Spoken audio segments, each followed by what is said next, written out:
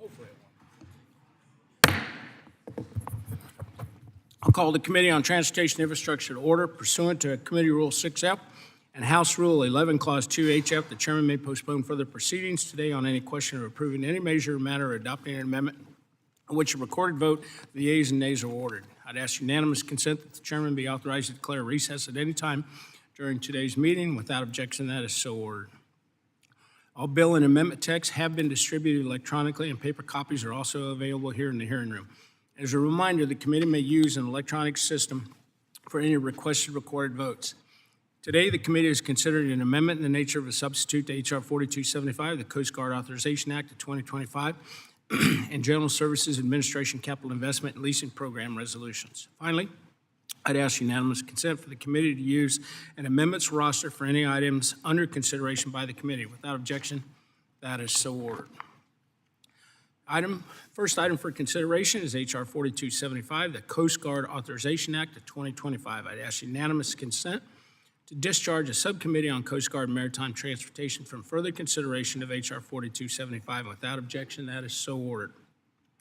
I now call up the bill for consideration. Without objection, the first reading of the bill is dispensed with. So the bill is now considered as read and open for amendment at any point. And I now recognize myself to offer an amendment in the nature of a substitute. Please designate. An amendment in the nature of a substitute to H.R. 4275 offered by Chairman Graves. Without objection, the amendment in the nature of a substitute shall be considered as read and shall be considered as base text for the purposes of further amendment. I now recognize myself for a statement. So the bill before us provides the men and women of the Coast Guard with the authorities and resources that they need to carry out their missions, which are critical to ensuring maritime safety, enforcing United States laws at sea, and protecting our nation's borders. The Coast Guard Authorization Act of 2025 authorizes the Coast Guard funding for fiscal years 2025 through 2029.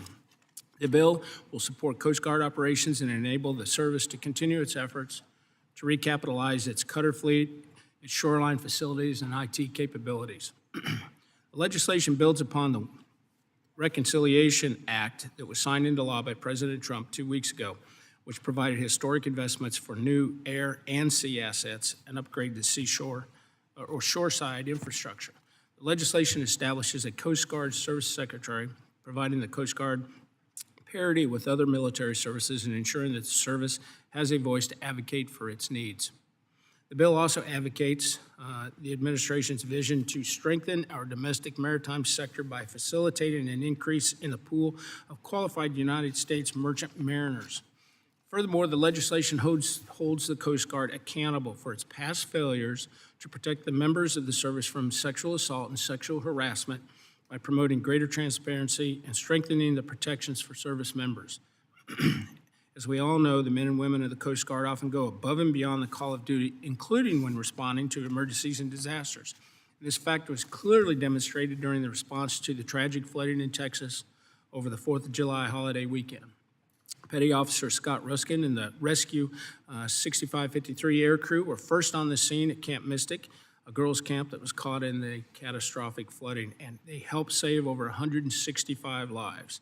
These men and all Coast Guard rescue swimmers are heroes, and it is this committee's responsibility to make sure that they and other heroic men and women who serve in the Coast Guard have the resources that they need to carry out their mission. And I appreciate Ranking Member Larson, Subcommittee Chair Ezell, and Subcommittee Ranking Member Carbajal for working to reach a bipartisan agreement on the bill. And I would urge their support for this legislation, all of my colleagues to support this legislation. With that, I yield back and recognize Rick for a statement. Thank you, Chair. I'm pleased to speak in support of H.R. 4275, the ANS for H.R. 4275, the Coast Guard Authorization Act of 2025. It is bipartisan legislation to reauthorize funding for the Coast Guard for fiscal years 25 through 29 and to update programs to help address the persistent issue of sexual assault and sexual harassment in the Coast Guard. The bill under consideration today is a result of productive bipartisan negotiations with Chair Graves, Chair Ezell, just a moment here, and Ranking Member Carbajal. Each of their thoughtful contributions have improved the bill. I appreciate the bipartisan collaboration.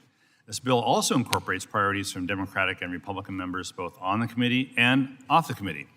That is how successful legislation is written, and this bill is better for everyone's contributions. As we all know, the Coast Guard continues to suffer from the fallout of Operation Fouled Anchor. A successful Coast Guard is one that is free from sexual assault and harassment, and one that welcomes people from everywhere.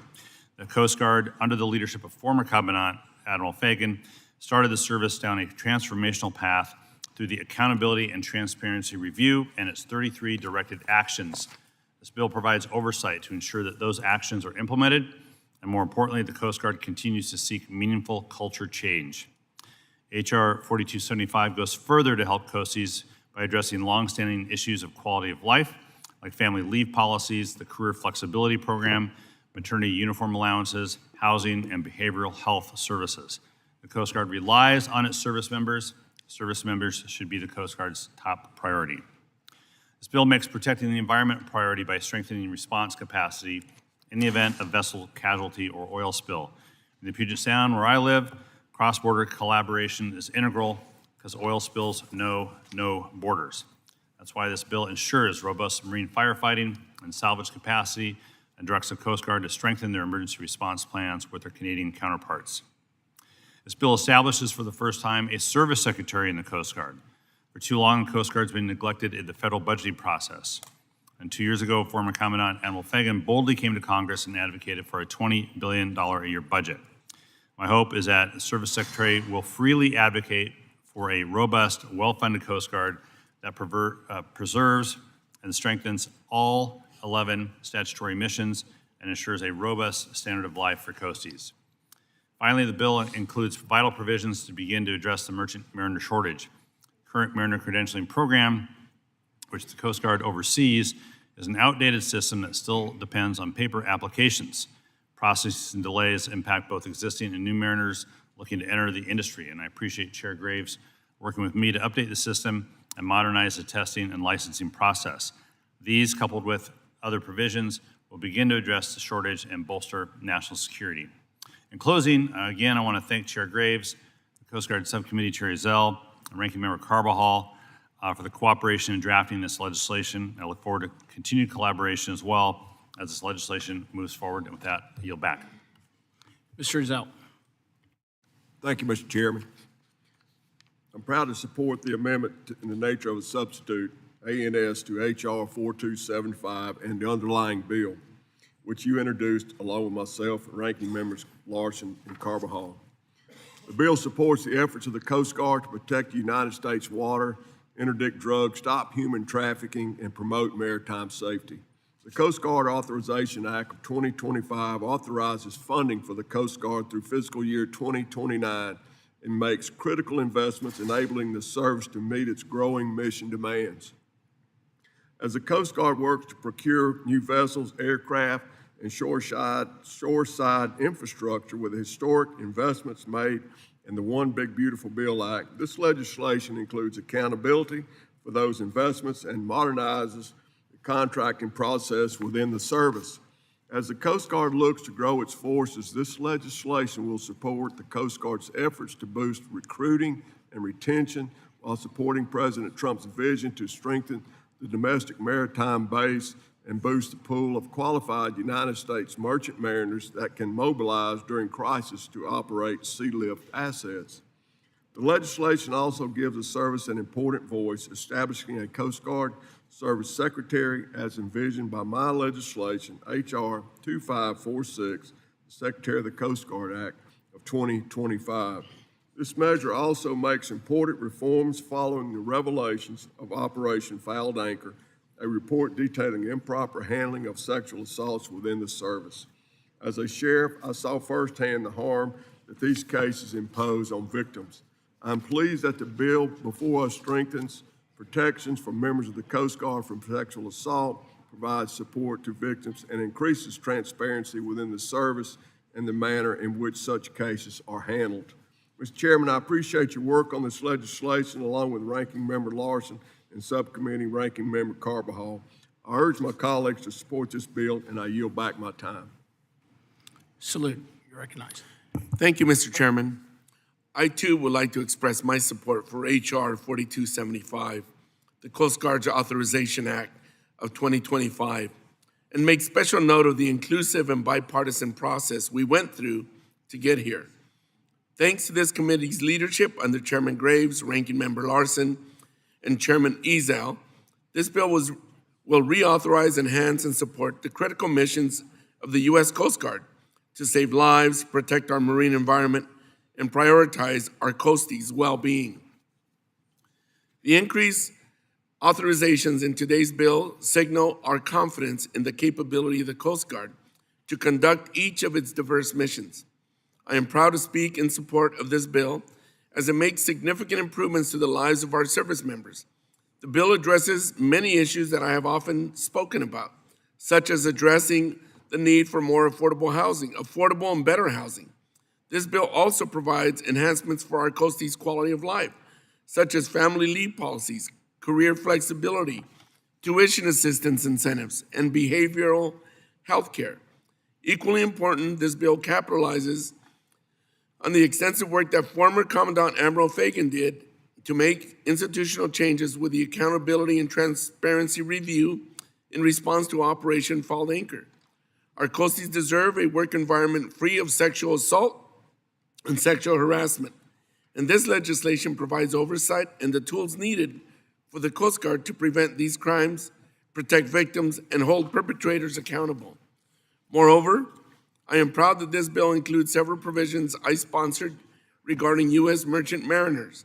The bill tackles long outdated methods for processing mariner credentials by investing in the revamping the Coast Guard's process. This bill will also improve the merchant mariner's credentialing test for ensuring the most relevant and technologically critical elements are included. Removing outdated barriers for mariners to enter the industry will help ensure steady, long-term employment opportunities. This is critical for our national security and overall economic success. Finally, this bill addresses the Coast Guard's ability to respond to various threats to the marine transportation system. As we continue to see changes in vessel traffic patterns and new shipping lanes emerge, such as the Arctic, and the Coast Guard must be prepared to respond quickly. The bill highlights the importance of interagency and international cooperation to protect our oceans. Again, I want to thank Chairman Graves, Ranking Member Larson, and Chairman Ezell for the bipartisan work that we have been able to accomplish on H.R. 4275. I am proud to support this legislation, and I look forward to working to ensure it becomes law. Mr. Chair, I yield back. Does anyone else wish to be heard? Oh, Ms. Kine.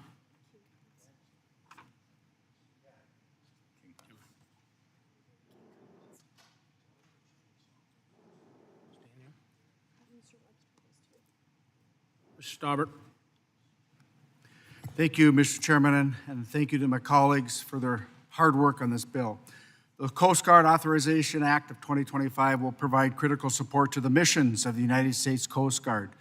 It will enhance search and rescue operations, reduce drug and human trafficking on our waterways, and safeguard the maritime industry and our supply chains. Importantly, this legislation requires the Coast Guard to produce a strategy detailing how it will complete the design and construction of a Great Lakes icebreaker at least as capable as the Mackinac Cutter. It also requires a Great Lakes pilot program to better meet icebreaking standards. Our national security is closely tied to our ability to produce steel, which relies on iron ore from the mines in my district. The critical maritime supply chain, which transports raw materials from northern Minnesota to steel factories on the southern Great Lakes, necessitates the Coast Guard having adequate icebreaking capabilities. We must do everything possible to prioritize a Great Lakes icebreaker, and I appreciate my colleagues and this committee taking prompt steps to address this matter. It is my hope that we can complement these efforts with adequate funding during the appropriations process. Mr. Chair, I yield back. Mr. Webster. Thank you, Chairman. Appreciate this bill. I'm very pleased to support H.R. 4275, which was introduced along with you and Subcommittee Chair Ezell, Ranking Member Larson, Subcommittee Ranking Member Carbajal. It's timely we're taking up this right after the One Big Beautiful Bill became law. While the bill, which provided much needed historic down payment of $28 billion on the needs of the Coast Guard or operation systems and other things, remains still some other things that need to be done. Coast Guard has the authorities and resources, so they have the authorities and resources to meet their vital operations. This bill is a result of bipartisan effort. Both sides of the aisle came together to craft legislation that recognizes the important work of Coast Guard does to protect waters, interdict drugs, stop human trafficking, and promote maritime safety. It also establishes a Secretary of the Coast Guard to fight for its service interest when it comes to within the Homeland Security and other parts of the administration. The other armed services have such a secretary and do much better records in keeping assets necessary to carry out their missions. Establishing a Secretary of the Coast Guard is another important step in the right direction to ensure the Coast Guard men and women remain a priority for many in the administration and many years to come. I am thrilled that the focus of President Trump and Secretary Noem have on the Coast Guard, and hopeful that this year will be a year where the Senate also moves important legislation and becomes law. I urge my colleagues to support this bill and yield back. Ms. Kine-Hines. Thank you, Chairman Graves, Ranking Member Larson, Chairman of the subcommittee, and members of this committee. Thank everybody's work for the Coast Guard Reauthorization Act, which includes, and I thank the committee for including my amendment, which directs a feasibility study on additional Coast Guard port visits and deployments in support of Operation Blue Pacific, including the potential home porting of fast response cutters in the Northern Mariana Islands. This is not just a matter of policy, it is a matter of presence, preparedness, and protection in one of the most strategically significant regions of the world. The Northern Marianas are the westernmost U.S. territories sitting on the front line of American interests in the Indo-Pacific. We are closer to Beijing than to Washington, D.C., and our location makes us a vital forward point for regional stability, maritime security, and humanitarian assistance across the Pacific. The people of the Marianas have long served this country with pride in the military, in federal service, and in our partnerships with the Coast Guard. Yet we remain underserved when it comes to permanent federal assets and infrastructure. A feasibility study on home porting fast response cutters in the Marianas is not only overdue, it is essential. It would improve response times, increase operational reach, and show our allies and adversaries alike that the United States is committed to a sustained and capable presence in the Pacific. I urge my colleagues to support this bill not only for what it means to the Coast Guard, but for what it means to the future of America's role in the Indo-Pacific. Thank you, and I yield back. Mr. Garamendi.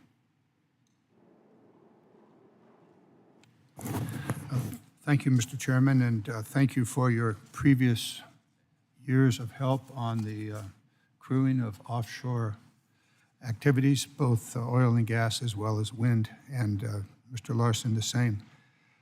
However, I woke up this morning to find out that our provision in the bill, which Mr. Graves, former, not the current chair, but the representative from Louisiana, and I and Senator Cassidy have been working on to require that the manning of offshore wind and petroleum industry vessels be America. It's kind of like, America made, America first, that kind of stuff we hear from the White House.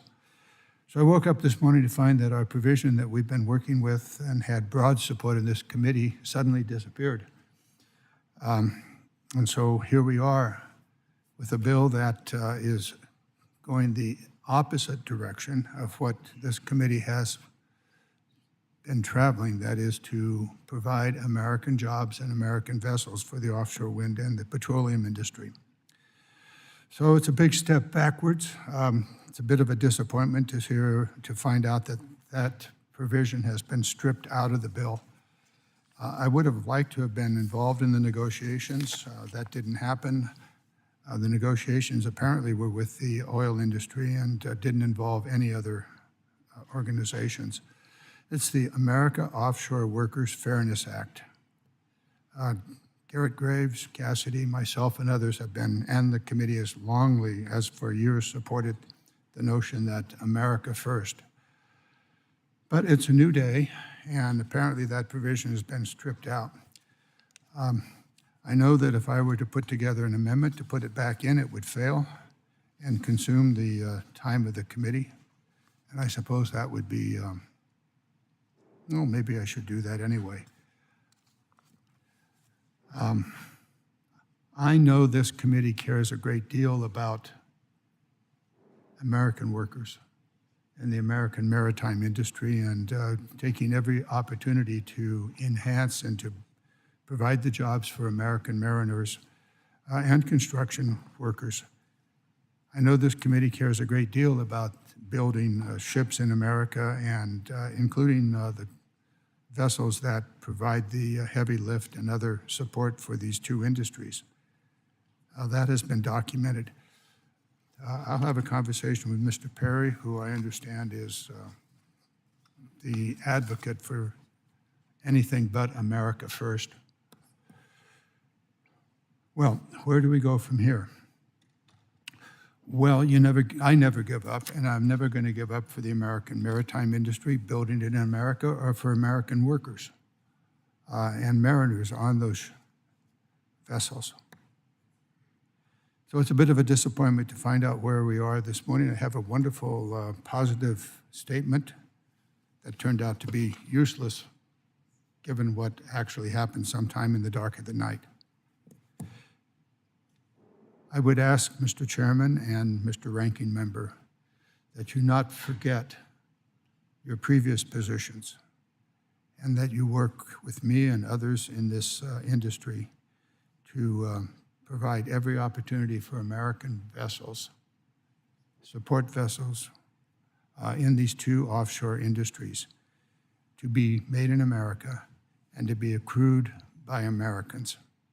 I know that's where your heart is. I know that's where your policy is, but I also know that compromise is the name of the game, even though sometimes you're on the short end of the compromise. So I would ask the members of the committee to be aware of a significant step backward in the America First agenda. Now, if you want to support vessels made in China, then don't work with me and others to reinstate the language that was stripped out. If you care about American jobs in the construction of vessels, I would solicit your support as we attempt to replace the language that was stripped out in the dark of the night. Mr. Chairman, I know where your heart is. Mr. Ranking Member, I know where yours is, and would like to work with you to reinstate this. I yield back. Does anyone else wish to be heard? Seeing no one, we are now considering the bill for amendments, and I have a manager's amendment at the desk. Please designate. A manager's amendment to the amendment in the nature of a substitute to H.R. 4275, offered by Chairman Graves. Without objection, the amendment will be considered as read. I recognize myself to speak on the amendment. So the manager's amendment contains some technical edits as well as several amendments from our colleagues. For example, the amendment includes reports on Coast Guard assets in the Pacific and hazards to navigation in the East Rockaway Inlet. It requires briefings on heavy weather vessels. Further, it includes additional improvements to the acquisition, procurement, and construction reforms by allowing for construction managers. Finally, the amendment allows for greater expertise on the National Advisory Committee on Autonomous Maritime Systems. I would urge all members to support the manager's amendment. With that, yield back. Mr. Larson. Thank you, Chair, for offering this manager's amendment to the Coast Guard Authorization Act of 2025. I'm pleased to support it. The amendment includes several bipartisan requests and technical fixes that have been agreed to by the chair of the full committee and subcommittee, as well as Ranking Member Carbajal and myself. Included are provisions that support and strengthen the Coast Guard, various reporting requirements that would provide helpful data to Congress are included, such as Representative Gillen's report on navigational concerns in her district and Representative Hoyle's amendment providing a much-needed update on heavy weather vessel procurement.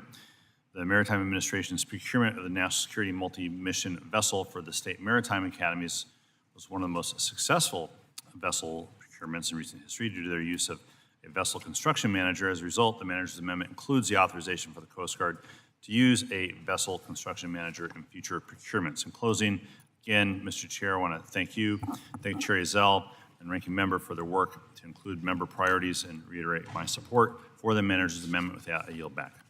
Do any of the members wish to be recognized on the amendment? Thank you, Chairman Graves and Ranking Member Larson, as well as Subcommittee Chair Ezell and Ranking Member Carbajal. This bill authorizes crucial investments in shoreside infrastructure, support for service members and their families, and security protections for ports and waterways that put the service on a strong path for growth as polar, Indo-Pacific, and other mission demands escalate. I'm speaking in support of the manager's amendment, which includes a crucial provision to ensure that longshore workers have a voice in our national conversation about the use and regulation of autonomous maritime systems. In short, we want to make sure they have a seat on the National Advisory Committee on Autonomous Maritime Systems. Representing the Puget Sound, where maritime industry is a key economic driver and integral to our regional identity, this is crucially important. As automation and new technologies emerge and reshape how our ports operate, we have a responsibility to ensure that all impacted stakeholder groups, especially workers, are included in discussions that will define the future of the maritime industry. I want to thank the committee for making sure that longshore workers' unions, in addition to merchant mariners' unions, are part of the new National Advisory Committee on Autonomous Maritime Systems that this bill creates. Including the longshoreman's perspective will give us a more complete understanding of how automation is affecting and can affect ports and port operations as new technologies come online. We must account for how automation impacts not only the maritime industry itself, but also the workers represented and employed in the industry. I want to thank the committee for including this provision, and I yield back the balance of my time. Thank you, Ms. Strickland. Does anyone else wish to salute? Thank you, Mr. Chairman. I'm pleased to support this non-controversial manager's amendment to the bill that continues to demonstrate the good work of the committee. This bipartisan amendment has been worked out in a consultation with Chairman Graves, Ranking Member Larson, and Chairman Ezell, and I urge all members to support it. In addition to technical fixes to the original bill text, this amendment includes provisions offered by members of this committee to strengthen the Coast Guard by reporting on waterway navigability, updating heavy weather boat procurement, making improvements to acquisition programs, and raises the minor construction limit to allow the Coast Guard to move more quickly on certain projects. I thank the members of both sides for their proposals and for their inclusion in a manager's amendment. In all, it is an amendment that improves the bill. I once again want to thank Chairman Graves on his leadership and cooperation in crafting this amendment. I urge all members to support this amendment and support the underlying bill. Thank you, Mr. Chairman. I yield back. Ms. Gillen. Thank you, Mr. Chairman. I'm proud to support the manager's amendment, which includes my amendment to require the Commandant of the Coast Guard to report to Congress on improving navigation in the East Rockaway Inlet off the south shore of Long Island. Mr. Chairman, East Rockaway Inlet is a critical federal navigation channel which Long Islanders rely on both for commercial and recreational boating and fishing. While the U.S. Army Corps of Engineers is responsible for maintaining dredging of the inlet, the Coast Guard maintains markers and buoys to aid in navigation and keep our boaters safe. Unfortunately, I've heard from constituents that due to shoaling, the water is too shallow in many parts of the inlet and buoys there are missing or misplaced, making it very difficult for boaters and fishermen to safely navigate the channel. Incorrectly placed buoys and markers could cause boats to run aground on the sand, threaten commercial towing through the channel, and undermine safe navigation for all. That is why I offered this amendment to require the Commandant of the Coast Guard to examine the issue and report back to Congress with concrete recommendations to address the hazards in the East Rockaway Inlet and present a plan to update the aids to navigation there to keep our boaters safe. I'm grateful to Chairman Graves and Ranking Member Larson for including my amendment in the bipartisan manager's amendment, and I look forward to working with the Coast Guard and this committee on this important issue. I'd also like to take this opportunity to express my support for the underlying Coast Guard authorization bill the committee is advancing today, which will help strengthen our national security and support the men and women of the U.S. Coast Guard, including those that I met at Coast Guard Station Jones Beach, these folks right here. I'm also grateful that this legislation includes a common sense bipartisan bill I co-sponsored with my colleague, Representative Addison McDowell, to help the Coast Guard respond to opioid overdoses. Our brave Coast Guardsmen and women are the first line of defense against illegal drug trafficking on our waters. And this legislation will ensure that they have the tools that they need to combat opioid overdoses and close loopholes that drug traffickers seek to exploit. Thank you, Mr. Chairman. In closing, I encourage all of my colleagues to join me today in supporting this amendment and the underlying legislation, and I yield back. Ms. Hoyle. Thank you, Chairman Graves and Ranking Member Larson. In a storm, every second matters, and off Oregon's coast, these seconds can mean the difference between life and death. For 60 years, that meant relying on special purpose craft, heavy weather vessels. Stationed in Yaquina Bay, Coos Bay, and other sites across the Pacific Northwest, these boats were built to go out in the worst conditions and bring people home safely. But they were built in the 1950s when the Coast Guard decommissioned them, they were not replaced. Since then, the Coast Guard has used 47-foot motor lifeboats, which cannot operate as reliably in the hazardous conditions that we see in Oregon and across the Pacific Northwest every year. That's why the second-generation special purpose craft heavy weather fleet is so important.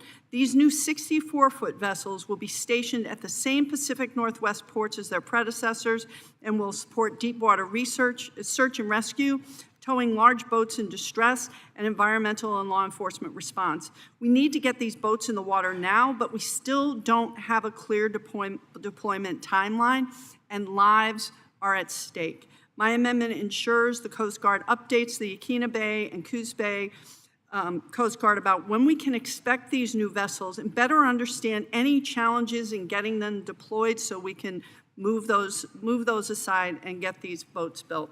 I'd like to thank Chairman Graves, Ranking Member Larson for recognizing the importance of the issue and for including my amendment in the manager's amendment, and I yield back. Do any members wish to be recognized?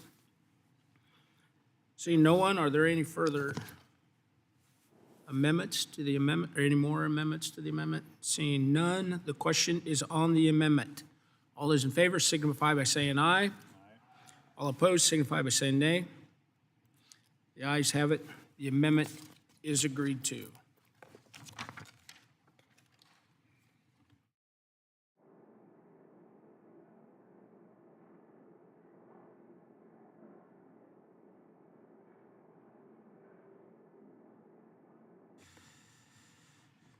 For what purposes, what purposes, Ms. Skolton, seek recognition?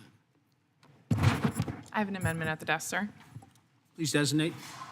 34. An amendment to the amendment in the nature of a substitute to H.R. 4275, offered by Ms. Skolton of Michigan, number 034.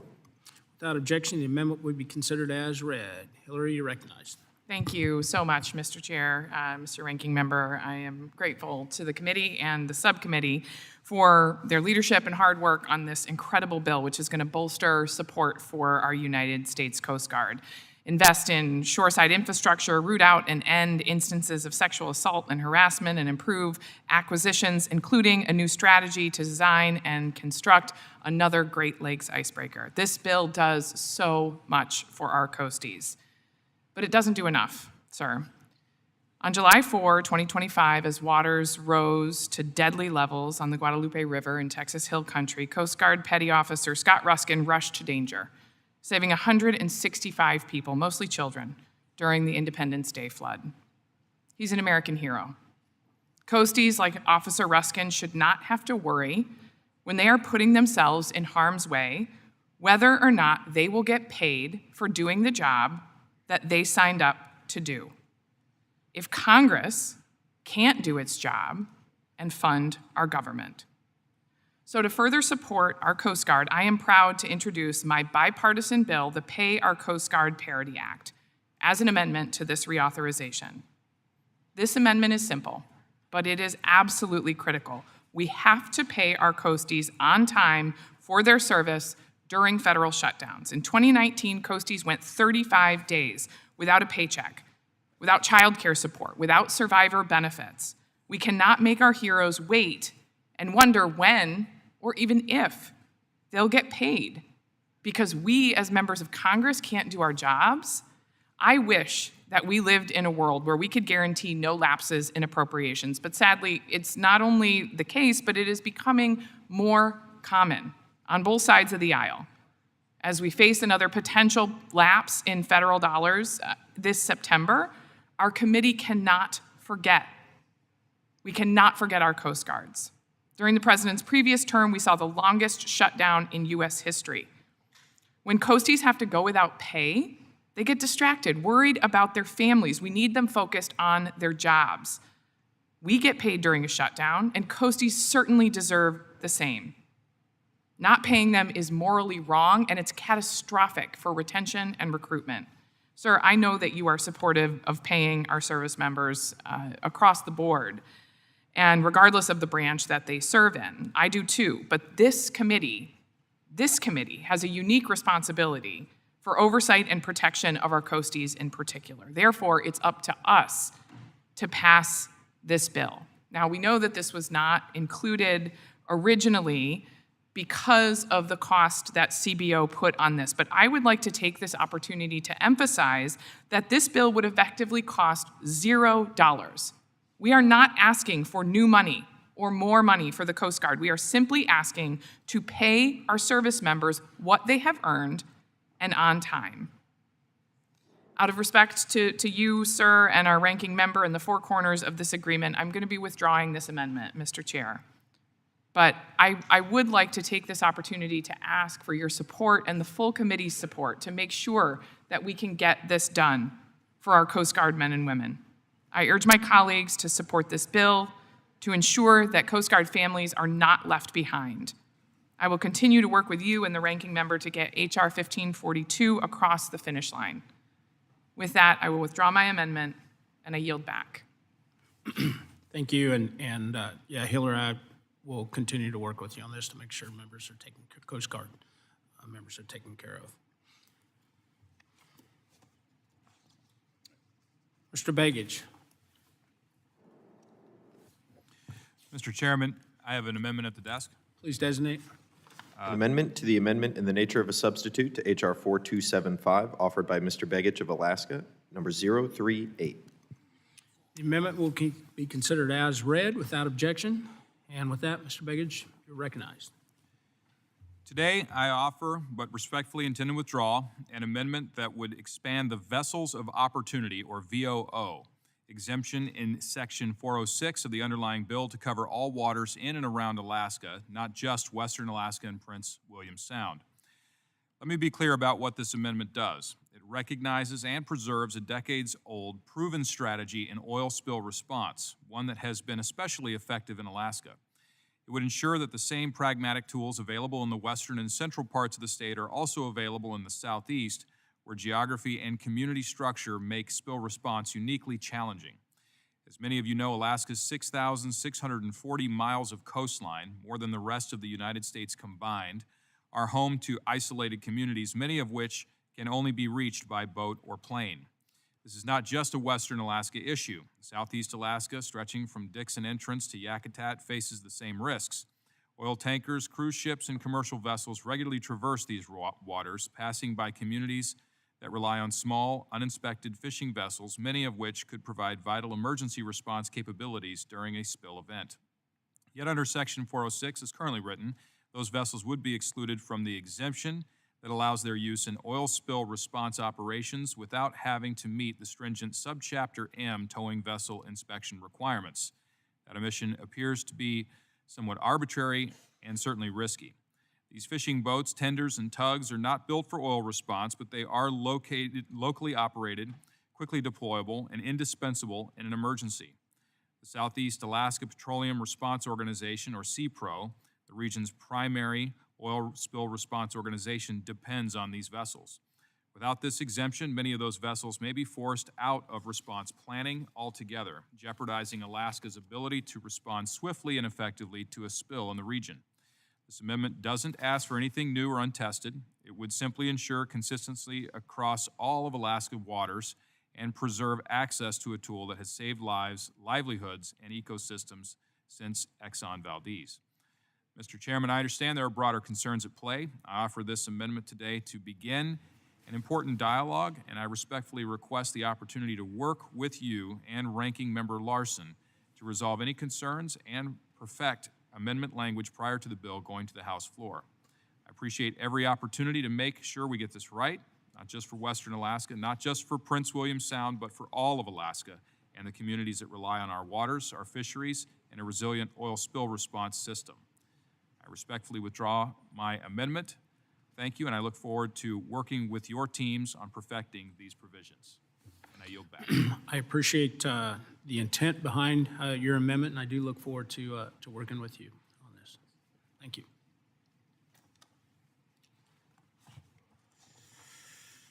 Ms. McDonald-Rivet. I have an amendment at the desk. Designate. An amendment to the amendment in the nature of a substitute to H.R. 4275, offered by Ms. McDonald-Rivet of Michigan, number 021. Without objection, the amendment will be considered as read. Ms. McDonald-Rivet, you're recognized. Thank you, Mr. Chairman. I want to start by saying thank you to the men and women in the Coast Guard who every day get up with no recognition, no glory, and do their job and keep us safe. And also say that I am the proud aunt to two Coasties. So we are a Coastie family. But I also represent a district on the Saginaw Bay. And the Coast Guard aggressively reorganized its staffing at facilities across the country, and in doing so, has created blind spots in our response to water emergencies. I want to start by saying thank you to the chair and ranking member for working with me to address this really important issue by requiring the Coast Guard to evaluate how those changes have affected rescue operations. I'm offering this amendment to build on that effort, requiring the Coast Guard to take the findings of that important report and use them to restore 24/7 coverage at facilities that were hit hardest by these cuts, including the Saginaw River Station in my district. Every year, there are hundreds of drownings and boating incidents throughout the Great Lakes, requiring dedicated and rapid search and rescue operations, and the Coast Guard has always played a critical role in these life-saving missions. However, last year, the U.S. Coast Guard cut 24/7 and rescue operations at a number of facilities, including the Saginaw River Coast Guard Station, leaving critical gaps. I've personally spoken with law enforcement organizations in our district that have been left to pick up the slack, and their operations were already stretched thin. 2 weekends ago, we saw a 6-year-old girl who disappeared on the water, and we saw an hour-and-a-half response time before we got Coast Guard support for that. She luckily was found safe, but we don't want to have a tragedy here. The patchwork solution is dangerous and it's unsustainable, unnecessarily putting lives at risk. My amendment is simple. The Coast Guard needs to reinstate 24/7 search and rescue coverage at a facility if the reorganization plan hindered search and rescue operations. This isn't politics, it's public safety. Search and rescue incidents aren't limited to business hours, so our rescue operations cannot only be on call from 9 to 5. I understand we have to allow the Coast Guard to first complete the underlying search and rescue operation report before we get into implementing the report's findings. It is with the full expectation that the Coast Guard will prioritize restoring search and rescue operations based on those findings that I now withdraw that amendment and look forward to working on a long-term solution. Thank you, and I yield back. Absolutely, Kristen, we'll be working with you. Moving on, Mr. Webster, what reason do you seek recognition? Mr. Chairman, I have an amendment at the desk. Please designate. An amendment to the amendment in the nature of a substitute to H.R. 4275, offered by Mr. Webster of Florida, number 021. Without objection, the amendment will be considered as read. Mr. Webster, you're recognized. Thank you, Chairman Graves. My amendment would make permanent current Coast Guard authority to enforce safety zones in the exclusive economic zone, EEZ, for space activities. 2020, 2 NASA astronauts returned in a spacecraft from their successful mission. And while the Coast Guard issued a notice to protect the landing area approximately 40 miles offshore, members of the boating public were still far too close to the returning capsules. As a result, Congress established a pilot program for this authority in the 2021 NDAA, which was very successful in keeping those returning astronauts' crews safe. The pilot program provides the Coast Guard with the authority to establish these safety zones in the EEZ at their discretion, but does not require them to do so.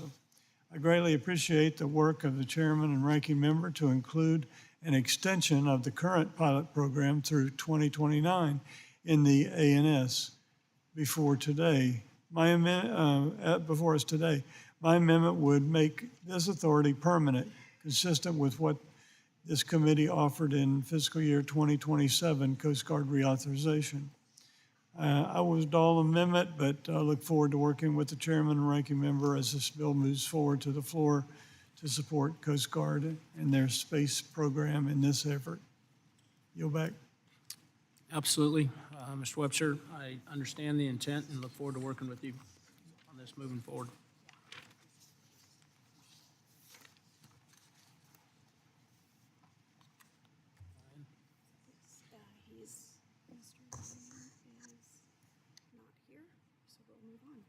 Okay. Mr. Moulton?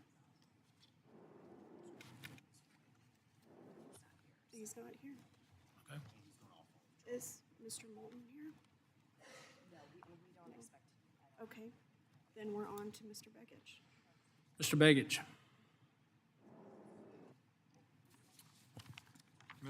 Mr. Chairman, I have an amendment at the desk. Please designate. An amendment to the amendment in the nature of a substitute to H.R. 4275, offered by Mr. Begich of Alaska, number 040. Without objection, the amendment will be considered as read. Mr. Begich, you're recognized. Today, I offer, but respectfully intend to withdraw, an amendment that would authorize the use of interest from the Oil Spill Liability Trust Fund up to $50 million per year to support federally recognized tribes located in coastal shoreline communities. This amendment fulfills a longstanding obligation. Congress authorized the Coast Guard back in 2010 to enter into cooperative agreements with tribal governments for oil spill prevention and response. Yet for 15 years, no dedicated funding has ever followed. Alaska has over 6,600 miles of coastline. Every year, hundreds of fuel-laden vessels, cruise ships, tankers, cargo ships traverse the Gulf of Alaska and the Bering Sea. These waters are remote. Tribal communities are often the first to witness and the last to receive help when a spill occurs. The Pacific Northwest sees similar risks. Tribes along Washington's coast are left exposed without infrastructure, without resources, and often without a seat at the response table. This amendment doesn't ask for anything new. It doesn't create a new program or require an appropriation. It simply clarifies that a modest portion of the OSLTF's interest generated in part from oil movements through these very regions can be directed to support the communities most at risk. Mr. Chairman, I understand there are broader concerns at play. I offer this amendment today to begin a conversation, and I look forward to working with you and Ranking Member Larson on refining this language before the bill goes to the floor. Together, I believe we can ensure that our oil spill response system is strong and truly national, one that protects all of our coasts and honors our commitments to tribal communities in Alaska, the Pacific Northwest, and beyond. I respectfully withdraw my amendment, and I yield back. Thank you, Mr. Begich. Mr. Ryan. Thank you, Mr. Chair. I have an amendment at the desk. Please designate. An amendment to the amendment in the nature of a substitute to H.R. 4275, offered by Mr. Ryan of New York, number 058.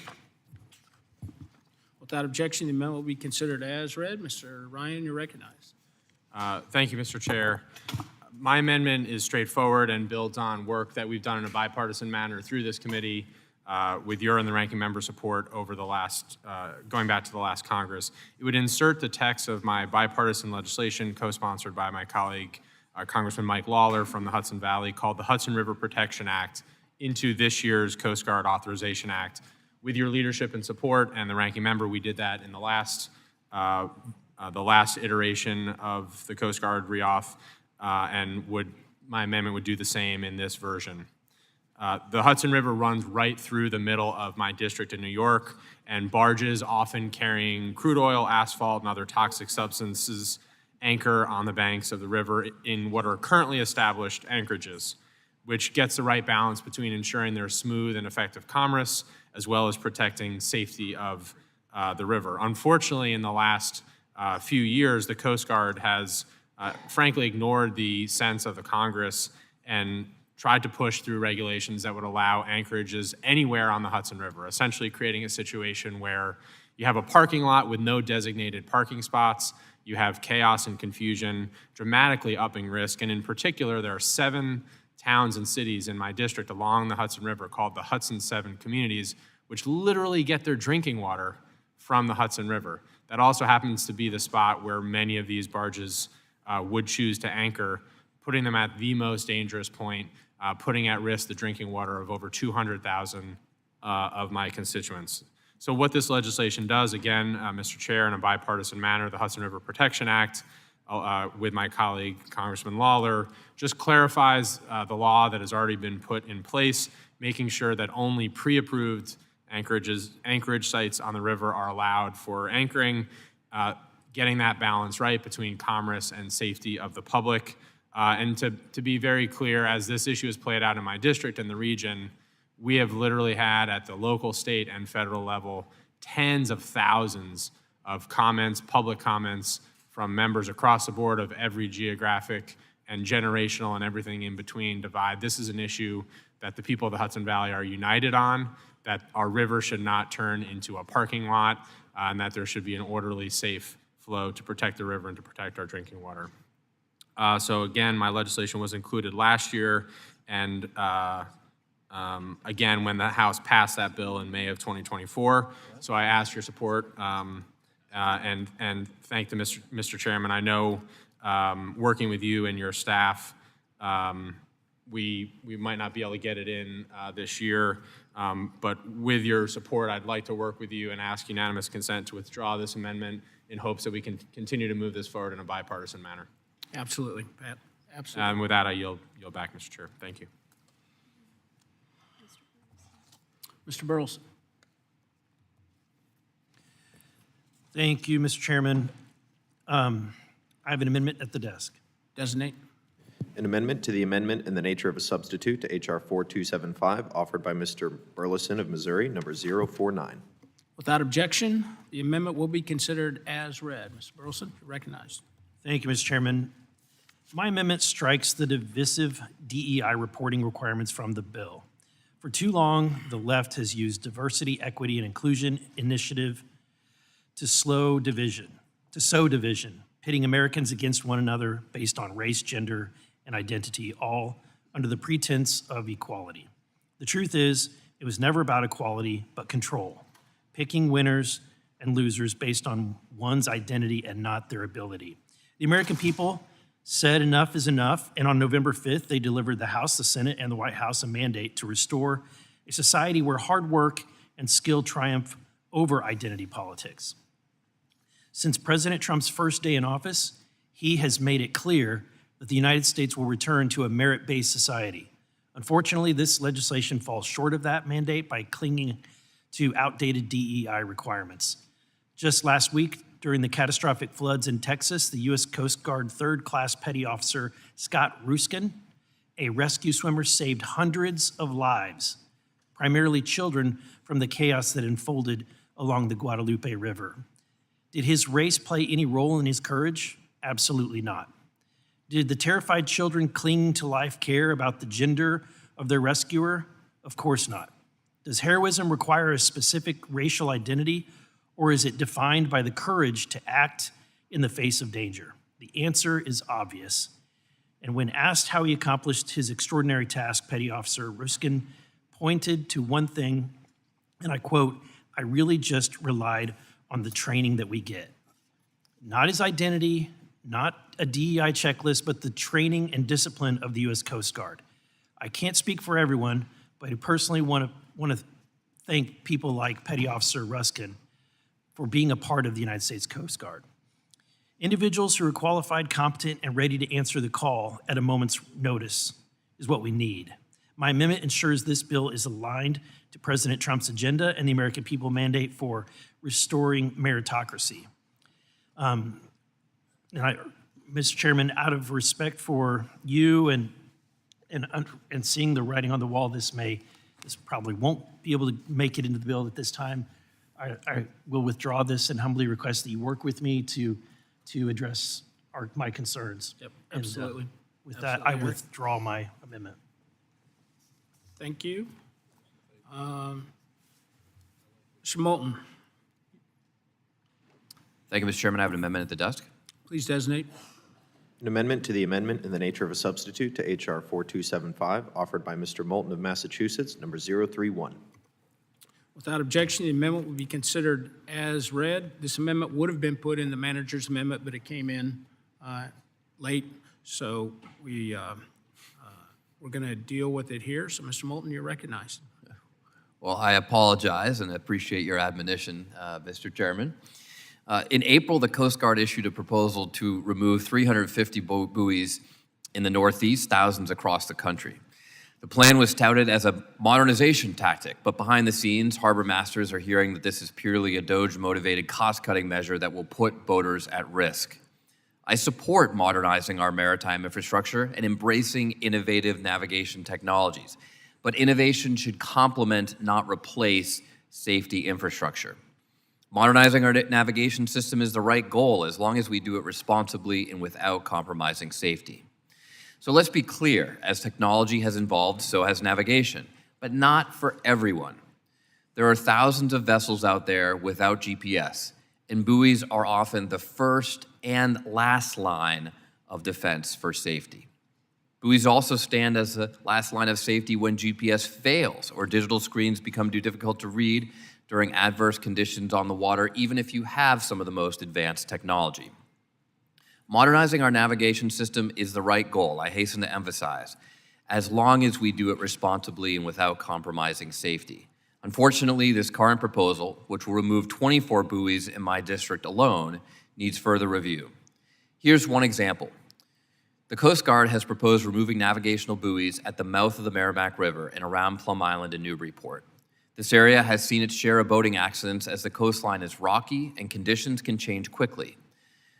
Currents are swift, and until staffing issues forced its reclassification, Coast Guard Station Newburyport was designated a surf station. It had been one of 4 on the entire East Coast because of the challenges to navigating these very waters. Before we start removing aids to navigation, we need a comprehensive data-driven study to determine where they are still essential, especially for mariners who don't rely on GPS or advanced electronics. Thank you, Mr. Chairman. I yield back. Does anyone else wish to be heard on the amendment? Mr. Chairman, Zell. the Coast Guard contracting process is broken. That's why I worked hard to include numerous reforms in the underlying bill. Specifically, the legislation includes a provision Mike, that will ensure that the service does not award contracts Mr. solely. Zell, Yes, I think you're on the wrong amendment. I yield back. You're still welcome to support it if you'd like, sir. Does anyone else wish to be heard on the amendment? I do support the amendment. Are there any amendments to the amendment? Seeing none, the question is on the amendment. All those in favor signify by saying aye. Aye. All opposed signify by saying nay. The ayes have it. The amendment is agreed to.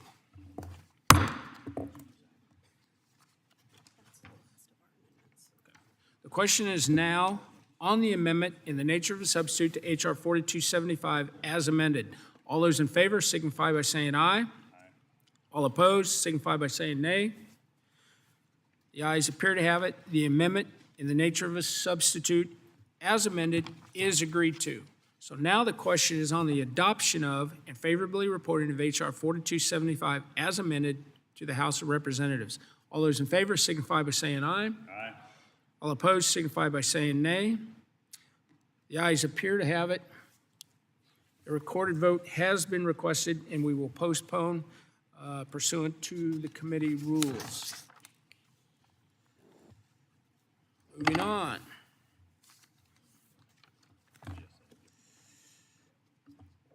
As noted, there are votes requested. So again, pursuant to Committee Rule 6F, further proceedings on the measure are postponed, and we'll now move on to the next item for consideration. Our next item is are seven resolutions for projects in the General Services Administration's Capital Investment and Leasing Program, and I'd ask unanimous consent to call up the resolutions en bloc. They are now considered as read and open for amendment at any point. Without objection, that is so ordered. I now recognize myself. So the 7 GSA resolutions we're considering today include 3 Federal Bureau of Investigation field office leases, alteration projects, and 3 federal buildings to address some critical fire alarm and life safety issues, and GSA's optimization program for projects to facilitate reductions in space, helping to right-size the federal real estate portfolio. All these prospectuses are funded, but require the committee's authorization, and I want to thank Subcommittee Chairman Perry for partnering with us to ensure that these projects make sense for the taxpayers.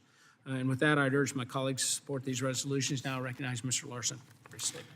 Thank you, Mr. Chair. Support the 7 GSA resolutions before us today. 3 of these authorize the GSA to lease space to continue housing FBI field offices in Cleveland, Charlotte, and Indianapolis.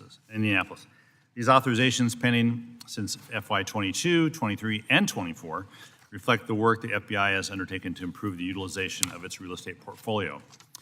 3 other resolutions authorize the GSA to upgrade fire alarm and life safety systems at the Carl B. Stokes U.S. Courthouse in Cleveland, the Jacob Javits Federal Building Complex in New York, and the Ronald Reagan Building Complex in Washington, D.C.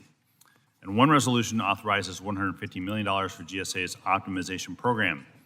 These funds will enable GSA to repair the core assets it needs to keep its portfolio, help agencies relocate from space they no longer need or want, and reconfigure core assets to facilitate the sharing of space and resources across GSA tenant agencies.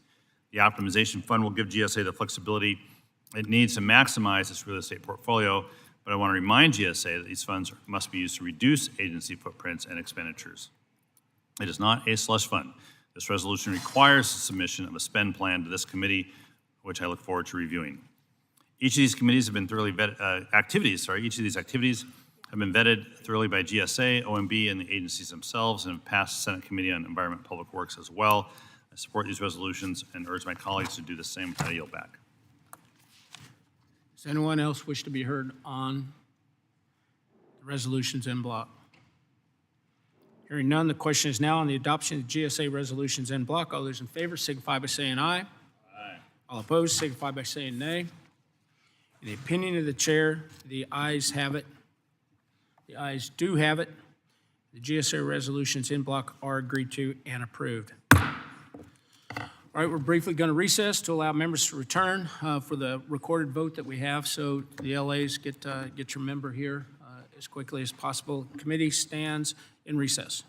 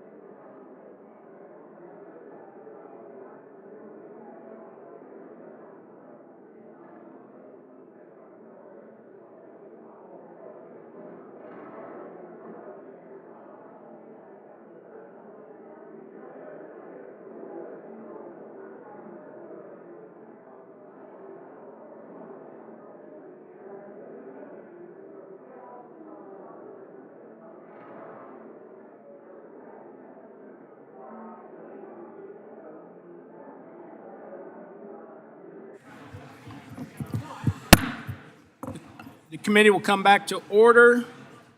As previously postponed, proceedings on H.R. 4275. The question is now on the adoption of and favorably reporting of H.R. 4275 as amended to the House of Representatives. I'm going to start the vote, open the board, and I'll just leave it open so everybody can get back to, whatever it was you were doing, so you don't have to just stick around here waiting on us. So is a recorded vote still requested? A recorded vote is still requested. So members will record their votes using the electronic voting system. Again, we're going to keep the board open for a while. The chairman intends to vote aye. Ranking will vote aye. Open the board. Okay.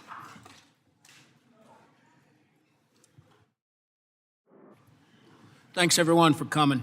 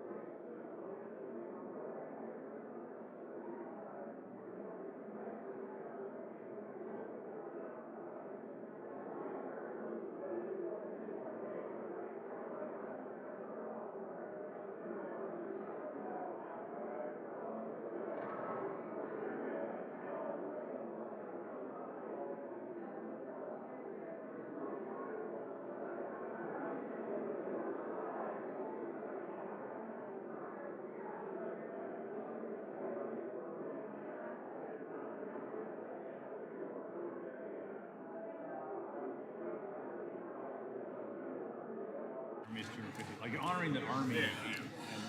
Have all members been recorded who wish to be recorded?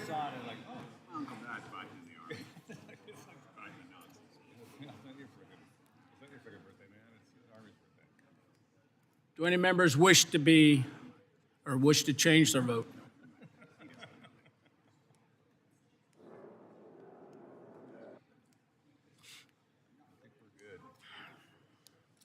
Collins was here earlier. He's still here. Okay.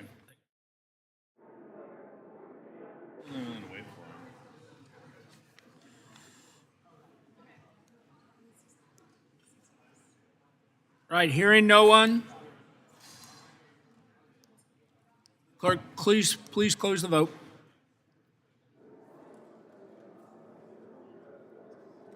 Mr. Chairman, on that vote, there are 60 yeas and 0 nays. My vote is 60 yeas and 0 nays. The bill as amended is agreed to and ordered favorably reported to the House. Without objection, the motion to reconsider is laid on the table. Thanks, everyone, again for participating in today's markup. I ask unanimous consent that each measure ordered reported today be reported as a single amendment in the nature of a substitute, incorporating any amendments adopted.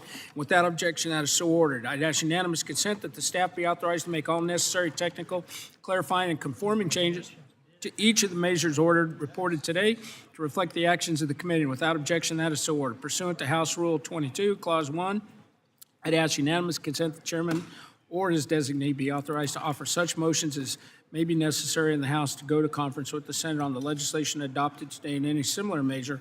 Without objection, that is so ordered. I'd ask unanimous consent that the chairman, after consultation with the ranking member, have authority to strike or revise any provision of the measures ordered reported today that would cause a sequential referral to another committee or would cause the bill to be subject to a Budget Act or Rule 21 cut-go point of order. And without objection, that is so ordered. Pursuant to House Rule 11, Clause 2L, I'd ask unanimous consent that all members of the committee have at least 2 calendar days in which to file any supplemental, minority, additional, or dissenting views on the legislation adopted today, and without objection, that is so ordered. Pursuant to Rule 6F of the Rules of the Committee on Transportation Infrastructure, I note the presence of a quorum for actions taken on all committee business today, and with that, the Committee on Transportation Infrastructure has completed its business and the committee is adjourned.